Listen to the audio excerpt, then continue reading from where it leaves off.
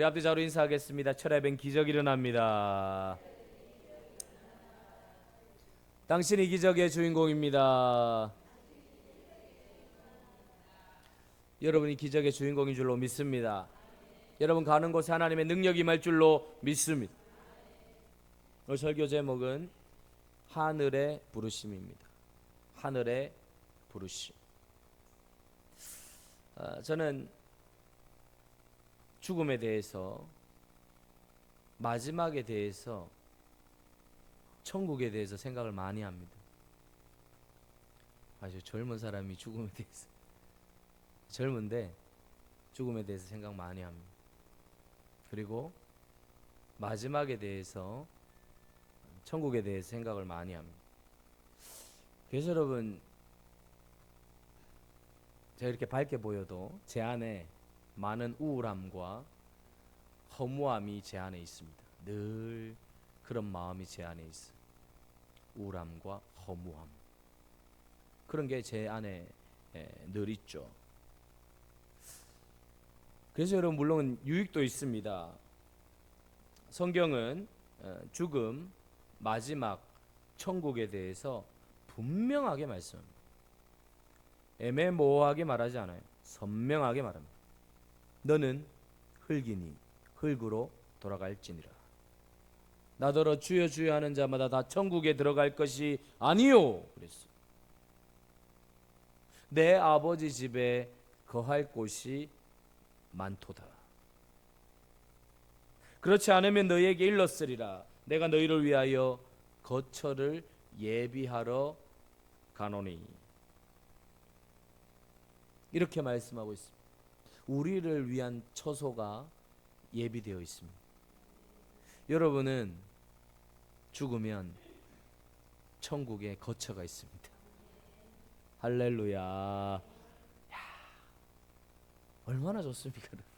갈 곳이 있다는 게, 갈 곳이 있다는 게 얼마나 좋은 줄 몰라요. 얼마나 좋은 줄. 그리고 오늘 본문은 우리를 보고 하늘의 부르심을 받은 거룩한 형제들, 이렇게 이야기합니다. 그러니까 이 형제는 남자들만 얘기하는 게 아니라 다 포함시키는 거예요. 자매들도 포함시키는 거예요. 어떤 교회는 형제들 그래가지고 권사님들이 다 삐졌다 그러는데 다 포함시키는 거예요. 형제 자매들 다 포함시키는 거예요. 하늘의 부르심을 받았습니다. 하늘의 부르심, 하늘의 부르심. 사역을 하다가 보면 지치고 힘들 때 있는데 저를 벌떡 일으켜 세우는 한마디가 바로 이거예요. 너는 하나님이 불렀다. 이거예요. 다른 거 없어요. 내가 하나님의 부르심을 받았다. 내가 하나님의 부르심을 받아서 목사가 되었다. 이게 저를 일으켜요. 사람이 아니에요. 다른 무슨 조직이 아니에요. 하나님이 나를 부르셨어요. 하나님이 새길교회로 저를 부르셨어요. 사람이 아니에요. 누구를 알아서, 누구를 뭐 경험해서 이게 아니에요. 하나님이 거기에서 힘이 납니다. 오늘 이 밤에 여러분을 부르신 분은 하나님인 줄로 믿습니다. 놀라운 것입니다. 놀라운 것. 하나님이 부르셨다는. 사랑하는 성도 여러분, 근데 제 안에 궁금한 게 하나 있어요. 그게 뭔가 하면,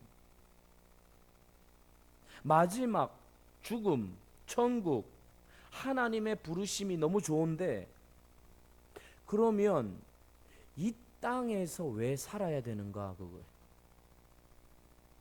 왜 이 땅에서 지긋지긋한 삶을 살아야 되는가? 이 궁금함이 있는 거죠. 왜 열심히 사셔야 됩니까? 왜? 올림픽 메달을 딴 구본길 선수가 있습니다. 35살이고 올림픽 금메달 3번째 땄습니다. 이분이 인터뷰한 게 제 마음에 와닿았어요. 이분이 이렇게 말합니다. 이번 올림픽은 저의 라스트 댄스입니다. 마지막이다, 그 말이죠. 마지막. 왜냐하면 내가 지금 나이가 많아서도 아니고 실력이 부족해서도 아니고 열정의 한계를 느꼈기 때문에 이번이 마지막입니다. 열정의 한계. 이 말을 하더라고요. 여러분, 개인전에서 이 사람을 이긴 튀니지의 24살 페르자니 선수를 보면서 이 선수가 저를 이기려고 얼마나 많이 연구했는지를 저는 알았습니다. 이 선수가 가진 열정, 그 열정에 저는 미치지 못하는 것을 느꼈습니다. 이 페르자니 선수가 나를 이기려고 연구하고 나를 이기려고 펜싱을 하고 나를 이기려고 준비한 그 열정, 그 뜨거움, 그 정말 충만한 열정, 그걸 느꼈다는 거예요. 싸우면서. 이 경기를 봤습니다. 실력으로는 구봉길 선수가 앞서요. 근데 이 페르자니가 구봉길 선수를 얼마나 연구했는지 시작하자마자 구봉길은 치고 나오거든요. 치고 나오는데 페르자니가 뒤로 계속 도망쳐요. 도망치는데 결정적인 순간에 찔러요. 그런데 그때마다 구봉길이 당해요. 그러니까 완전히 수억만 번을 연습을 한 거예요. 그렇게 밀고 들어왔을 때 어떤 타이밍에 찌르면 구봉길이 맞을 건가를 그걸 미친 듯이 연구한 열정이 느껴지더래요. 싸우고 있는데. 근데 자기는 그 열정을 갖는 게 자신이 없더래요. 그래서 이번 올림픽이 저의 마지막입니다. 나이가 많아서도 아니었어요. 실력이 부족해서도 아니었어요. 열정의 한계에 딱 부딪히니까 이제 내가 그만해야 되겠다, 이런 생각을 했다는 것입니다. 저는 목사로서 자주 저 자신에게 질문을 던집니다. 나는 정말 열정적인 목사인가? 여러분 자신에게 한번 물어보십시오. 여러분은 열정적인 성도이십니까? 나는 정말 열정적으로 주님을 믿고 따라가고 있는가? 나는 정말 열정적으로 주님을 바라보고 따라가고 있는가? 정말 내 안에 솟구치는 불이 있는가를 물어보라는 거죠. 그러면서 또 하나의 허무함이 찾아오죠.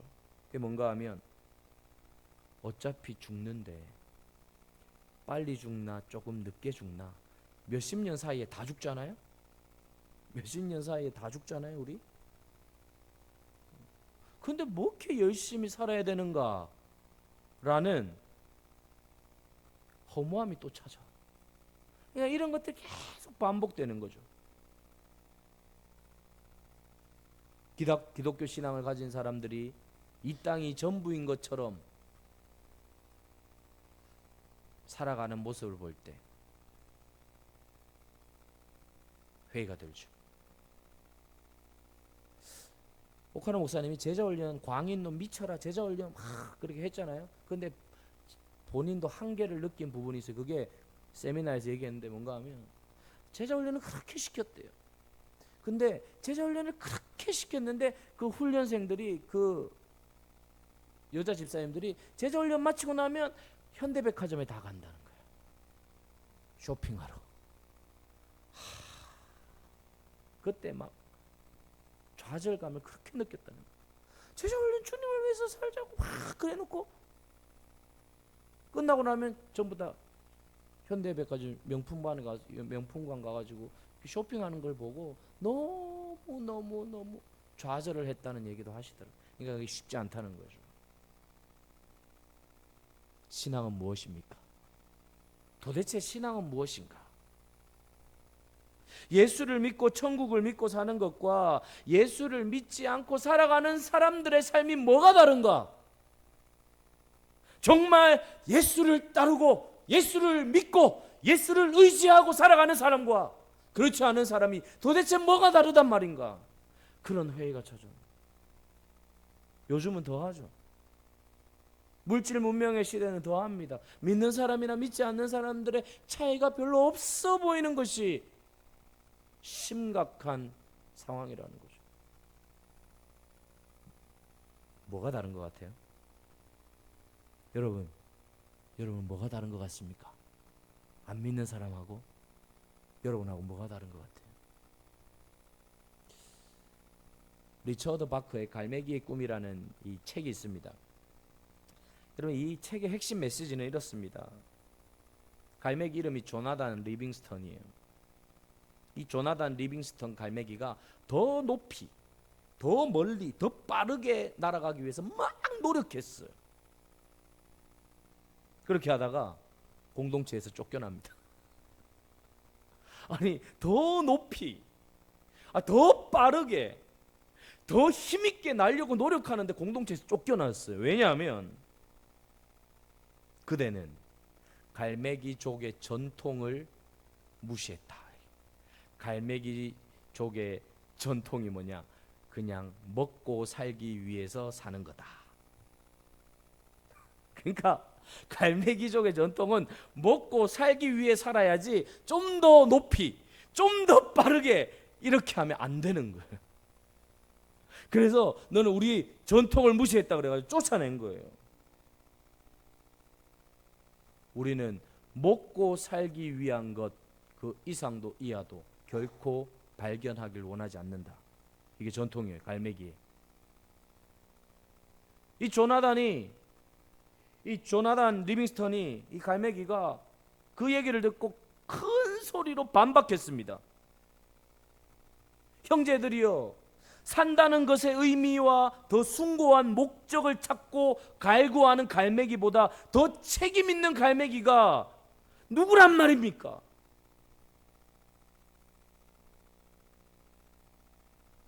우리는 수천 년 동안이나 물고기를 찾아다녔습니다. 그러나 지금 우리는 살아갈 목적을 갖게 된 것입니다. 배우고 발견하고 더 높이 더 힘있게 자유롭게 날아야 할 이유가 있습니다.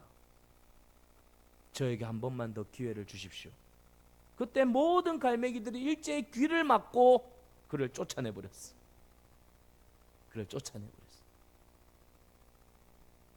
그리고 조나단 갈매기는 계속 혼자 쭉 지내게 되죠. 쫓겨나 버렸어. 여러분, 이 갈매기 조나단 리빙스턴의 죄목은 딱 한 가지입니다. 먹고 사는 것에 매이지 않았다는 거예요. 꿈을 꾸어서 쫓겨났습니다. 우리는 먹고 사는 것 이상과 이하, 그것 외에는 생각하지 않는 것이다. 그게 갈매기의 전통이었어요. 근데 꿈을 꾸기 시작하면서 쫓겨나 버렸어요. 사랑하는 성도 여러분, 우리는 인생을 살면서 이 둘 사이에 고민을 하면서 살아갑니다. 하늘의 비전과 소망, 그리고 이 땅에서의 삶, 이 사이에서 고민을 합니다. 그리고 갈등을 하죠. 찬란한 하나님의 나라를 바라보며 달려가는 것 좋습니다. 그런데 이 땅도 보인단 말이죠. 이 고민 속에 성경을 읽는데 이런 성경이 있었습니다. 히브리서 2장 14절 15절 3장 1절입니다. 같이 읽어보겠습니다. 시작. 자녀들은 혈과 육에 속하였음에 그도 또한 같은 모양으로 혈과 육을 함께 지니심은 죽음을 통하여 죽음의 세력을 잡은 자 곧 마귀를 멸하시며 또 죽기를 무서워함으로 한평생 매어 종노릇하는 모든 자들을 놓아주려 하심이니 그러므로 함께 하늘의 부르심을 받은 거룩한 형제들아, 우리가 믿는 도리의 사도이시며 대제사장이신 예수를 깊이 생각하라. 저는 이 말씀을 보면서 참 감사했습니다. 예수님께서 저를 포함한 모든 사람들이 두려워하고 있는 죽음의 문제를 해결해 주셨기 때문입니다. 죽음의 세력을 박살냈습니다. 죽음의 세력을 이기셨습니다. 죽음의 세력을 정복하셨습니다. 마귀를 멸하셨습니다. 여러분, 사람들이 왜 허무해할까요? 죽음 때문에 허무해합니다. 죽으면 끝나기 때문에 허무해합니다. 죽으면 다 사라져버리기 때문에 허무해하는 거죠. 그런데 여러분, 우리 주님께서 죽음을 극복하셨어요. 힘들 때 있죠? 어려울 때 있죠? 저 사람은 잘 사는 것 같고 저 사람은 멀쩡하게 사는 것 같고 나는 정말 힘들게 사는 것 같죠. 하늘의 상급이 클 것입니다. 여러분, 우리가 생각하는 하늘의 상급은 간단한 게 아니에요. 그냥 멸록 한번 쓰고 이 정도 아니에요. 정말 완전한 상급이에요. 그래서 여러분, 믿음의 선배들이 순교를 당한 거예요. 이 땅이 전부면 어떻게 목을 내놓습니까? 어떻게 생명을 내놓냐고요? 어떻게 인생을 거냐고요? 어떻게 자녀를 버리고 자기가 죽을 수 있냐고요? 저 땅이 있기 때문입니다. 영원한 나라가 있습니다. 여러분, 이런 영원한 나라를 바라보면서 또 이 세상을 바라보면 허무함이 밀려옵니다. 그래, 하늘의 부르심을 받으면서 사는 거 좋아. 하늘의 능력을 따라서 달려가는 거 좋아. 그러다가 어느 한순간에 현실을 보면 또 허무해집니다. 또 우울해집니다. 내 인생은 뭔가? 나는 뭔가? 나의 믿음은 무엇인가? 나는 도대체 어떻게 살아야 될 것인가? 왜냐하면 현실이 세게 다가오기 때문에. 세게 다가오기 때문에. 세게. 그리고 내가 살아갈 시간들이 많게 느껴져. 영혼의 관점에서 보면 점보다도 못한 인생이거든. 점. 근데 내가 살아갈 남은 인생을 생각하면 또 길게 느껴져. 그래서 허무해져요. 살아서 뭐하나? 은혜를 받고 천국을 소망하면 가슴이 뜨거워지다가 하나님의 사명을 생각하면서 뜨거워지다가 현실로 돌아오면 다시 허무해지고 우울해져요. 그거에 대한 대책이 뭐냐? 3장 1절입니다. 하늘의 부르심을 받은 거룩한 형제들아, 예수를 깊이 생각하라. 이거예요. 예수를 깊이 생각하라. 예수를 깊이 생각해야 돼요. 예수님을 깊이 생각해야 돼요. 하늘의 부르심을 받은 거룩한 형제 자매들이요, 사명을 생각하며 뜨거워졌다가 현실을 생각하면서 우울해지는 하나님의 백성들을 향하여 히브리서 기자는 뭐라고 이야기하는가 하면 예수를 깊이 생각하라. 히브리서 성경을 받는 히브리인들은 누군가 하면 하나님의 소망을 따라 하늘의 비전을 받은 사람들이었어요. 그래서 엄청난 핍박 가운데 있었죠. 자, 하늘의 소망을 가지고 따라가는데, 그 소망을 따라 부활하신 주님을 바라보며 따라가는데, 그 주님을 생각하면서 가슴이 뜨거워지면서 한번 이겨보자, 극복해보자, 승리해보자라고 따라가다가 자기들이 핍박하는 로마인들이 앞에 서 있으면 확 무너지기 시작하는 거예요. 은혜를 받고 교회에서 은혜 받고 하나님의 뜻을 발견하면 가슴이 뜨거워지다가 내가 부딪힌, 내가 경험하는 현실 속에 들어가면 갑자기 확 무너져 버리는 거예요. 그때 히브리서 기자가 우리에게 가르쳐주는 해법은 예수를 깊이 생각하라. 예수를 깊이 생각하면 이길 수 있다는 것입니다. 예수를 깊이 생각하면 극복할 수 있다는 것입니다. 예수를 깊이 생각하면 힘이 난다는 것입니다. 예수를 깊이 생각하면 능력이 만나는 것입니다. 예수를 깊이 생각하면 이길 수 있다는 것입니다. 그런데 이 예수 그리스도께서 어떤 예수를 깊이 생각하는 거예요? 우리의 믿는 도리의 사도이신 예수를 깊이 생각하. 우리가 믿는 도리의 사도이신. 사도는 뭐예요? 보냄을 받은 자란 뜻이에요. 사도는 보냄을 받은 거예요. 예수는 보냄을 받은 거예요. 하늘로부터 하나님, 성부 하나님으로부터 보냄을 받은 거예요. 왜 보냄을 받았느냐? 우리가 믿는 도리가 분명하고 확실하다는 것을 가르쳐주기 위하여 하늘에서 내려왔다는 거예요. 네가 믿는 거 확실해. 네가 믿는 천국 있어. 네가 믿는 천국 분명히 있어. 힘을 내. 힘내. 곧 고통당하고 핍박당하고 사자에게 뜯겨도 괜찮아. 천국이 있어. 이건 금방 없어지는 거야.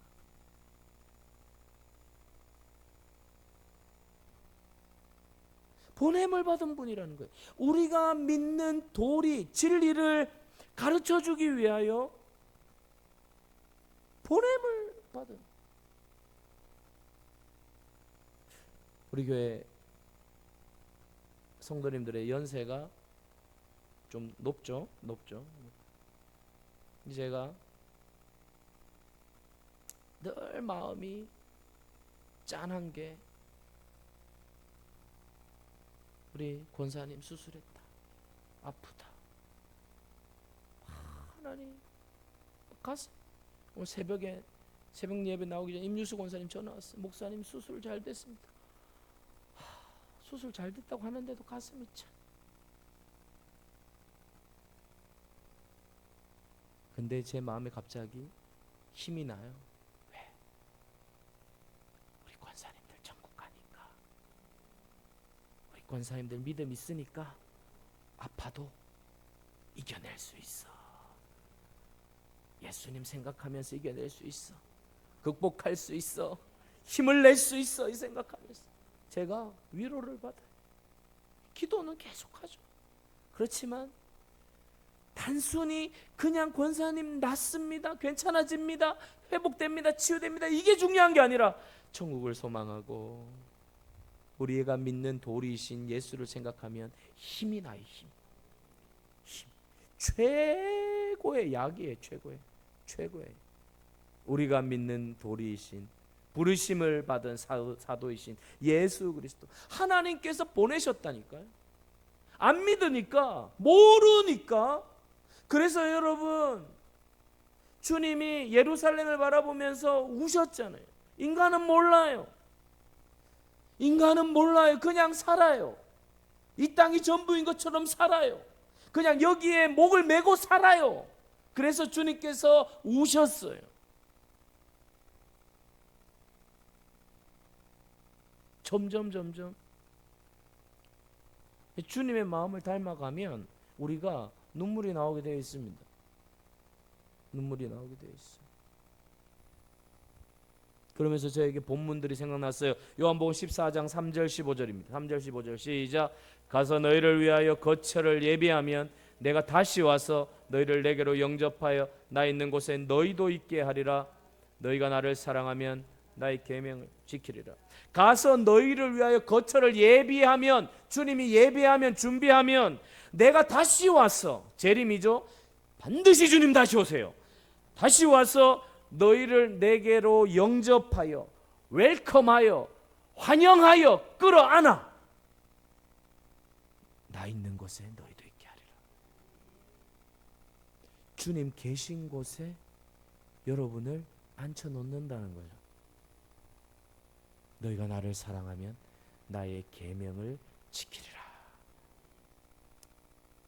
사랑하는 성도 여러분, 천국 가서 거처를 예배하고 끝나는 게 아니에요. 거처를 예배하신 주님께서 우리에게 요구하는 게 있어요. 나의 계명을 지켜라. 그러면 주님의 계명이 무엇일까요? 요한일서 3장 23절 시작. 그의 계명은 이것이니 곧 그 아들 예수 그리스도의 이름을 믿고 그가 우리에게 주신 계명대로 서로 사랑할 것이니라. 사랑하라는 것입니다. 사랑하라는 것입니다. 이 땅에서 그냥 대충 내 마음대로 살지 말고 사랑하라는 것입니다. 사랑하면서 살라는 것입니다. 사랑하면서 살아가라는 것입니다. 사랑하면서, 사랑을 나누면서 살아. 마태복음 25장 13절입니다.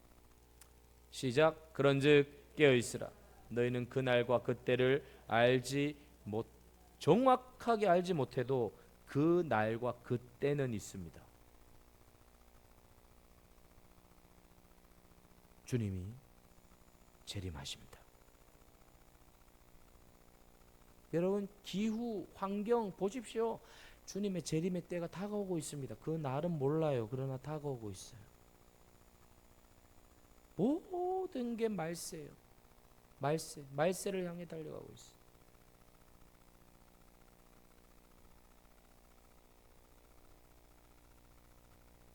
지옥 간다면 어떻게 하시겠습니까? 지옥 간다면 어떻게 하시겠습니까? 못 가게 해야죠. 우리 어린아이, 우리 애들이 수영장에 갔는데, 뭐 초등학교 때인가?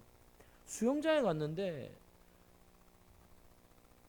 은채하고 은호하고 장난치다가, 은채가 미끄러져가 여기가 찢어진 거예요. 입이, 딸이.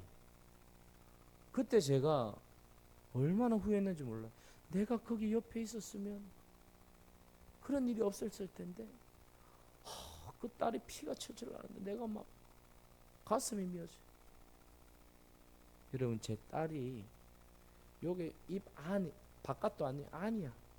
안이 찢어졌는데도 가슴이 미어졌어요. 근데 제 딸이 지옥 간다고 생각해요.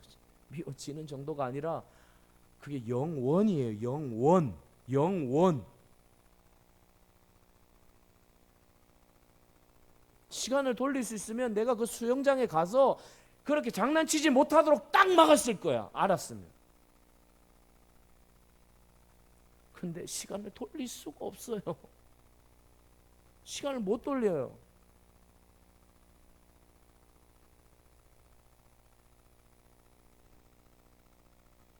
끝날이 있습니다. 천국과 지옥이 있습니다. 복음을 증거하십시오. 반드시 행복한 축제를 하는데 나는 이해를 못 하겠어요. 행복한 축제를 왜 하냐 말하는 성도를 난 이해를 못 하겠. 아무리 100번 아니 지옥 가려고 하는 영혼을 천국으로 인도하려고 하고 복음을 증거하려고 하는데 거기서 무슨 이유가 있고 무슨 말이 필요해. 한 명이 와도 복음을 증거해야 되는 거예요. 교회는 한 명이 와도. 아니면 여기 아무도 오지 않아도 예수 믿는 사람들 중에 복음을 받아들이지 않는 사람이 있을 수도 있어. 사랑하는 성도 여러분, 갈수록 저는요 절절해요. 그렇구나. 은혜 받는 것도 중요하고 내가 중요하지만 그러나 제일 중요한 과업, 제일 중요한 직무, 제일 중요한 지옥 갈 사람을 천국으로 데려가지 않는다면 나는 정말 전 정말 라디오를 듣는데 계속 김현정 쇼라고 아침에 라디오가 있어요. 그래서 뭐가 나왔는가 하면 김현정 김건희 여사의 카톡에 오빠가 친오빠냐 대통령 오빠냐 이거 가지고 막 싸우는 거예요. 친오빠 그 오빠 말이 친오빠냐 대통령 오빠냐 이걸 가지고 싸우는 거예요. 이제 남편 보고 오빠라고도 하잖아요. 오빠냐 아니면 진짜 친오빠냐 싸우는 거예요. 제가 그거 보면서요 얼마나 웃겼는지 참 이게 이럴 수 있고 저럴 수 있는데 근데 이게 친오빠든 대통령 오빠든 중요한 건 그게 중요한 게 아니에요. 이게 중요한 게 아니라 영원이 중요해요. 영원. 잠깐 있을 이 땅이 아니라. 그래서 여러분 우리 오늘도 예수를 깊이 생각해야 합니다. 예수님께서 우리에게 말씀하십니다. 사랑하라. 복음을 전하라. 복음을 전해야 합니다. 복음을 전해야 합니다. 주님이 잔치가 열렸으니 오라 그랬어요. 시집 간다고 못 왔어요. 소 판다고 못 왔어요. 장가 간다고 못 왔어요. 그러니까 주님이 어떻게 합니까? 강권하여 데려오라 그랬어요. 강권하여 내 집을 채우라 그랬어요. 강권하여 데려왔어요. 여러분, 죽고 사는 문제예요. 영원히 달린 문제. 강권하여 데려오셔야 돼요. 말씀 마치겠습니다. 한 탈북자가 인터뷰를 했어요. 이 탈북자가 인터뷰를 했는데 탈북하면서 자기 옆에서 탈북하다가 죽어간 형제들을 너무 많이 본 거예요. 말로 다 할 수 없는 고난을 겪었다는 거예요, 북한에서. 근데 이분이 마지막에 이런 말을 합니다. 목사님, 그런데 북한에서는 자살하는 사람은 없어요.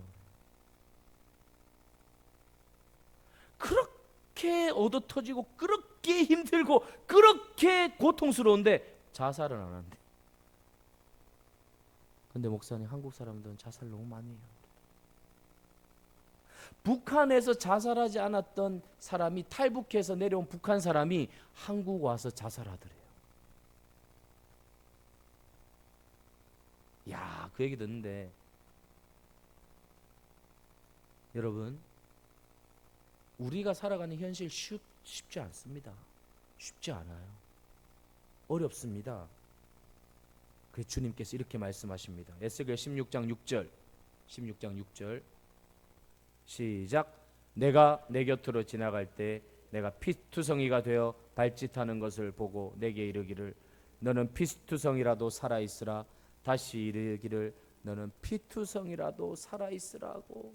핏덩이 보고 주님이 뭐라고 이야기하는가 하면 피투성이가 되어도 살아있으라고 이 말씀하는 거예요. 사랑하는 성도 여러분, 피투성이가 되어도 살아있게 되기를 축원합니다. 포기하지 마시기를 축원합니다. 피투성이가 되어도 살아있으라. 여러분, 주님이 우리를 지키십니다. 주님이 우리를 붙드십니다. 피투성이가 되어도 살아있으십시오. 여기서 얻어터지고 저기서 얻어터지고 이런 고난 저런 고난 계속 얻어터져도 살아있으십시오. 반드시 주님이 건지실 것입니다. 반드시 여러분들 주님이 세우실 것입니다. 반드시 일으킬 줄로 믿습니다. 피투성이라도 살아있으라. 우리 옆 사람과 인사해 볼까요? 피투성이라도 살아있으십시다.